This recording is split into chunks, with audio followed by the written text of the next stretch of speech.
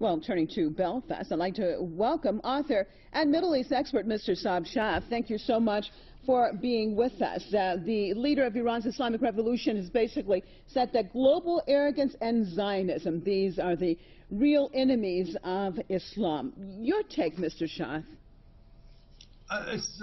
We have to remind ourselves to begin with of these forces, how they emerged and became the way they are. A quick reminder of the brutal way the United States of America was founded by the Western imperialists when they looted the north of America. They demonized the indigenous American people, and then they wiped them off the map totally of the earth. There is none existing, few hundreds left.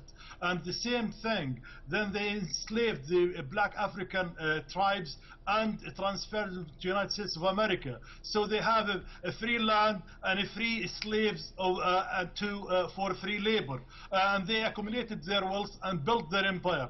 And the same kind of ideology, they tried to expand their empire around the world and created the Zionist state, Israel in the Middle East, to act accordingly. Their project is failing in there because the people understood where are coming from. They vilify everybody else and try to destroy them and loot their wealth. This is the way they are. Regarding Iran, from the early 50s, when the CIA executed its own plan and a coup against the Iranian national leader, then Mossadegh, who successfully then Mossadegh liberated the wealth of Iran, nationalized it, and used it from the colonial powers and from the colonial companies who were acting there, looting the Iranian wealth, and he used that wealth to serve the Iranian people. Then that coup succeeded against Mossadegh, and the CIA installed Shah at the time. The Shah Pahlavi, then the United States of America used him to loot what left from the Iranian wealth at the time, and they developed their plans further to use him even as a springboard, to use Iran as a springboard as well against the Soviet Union and against all the progressive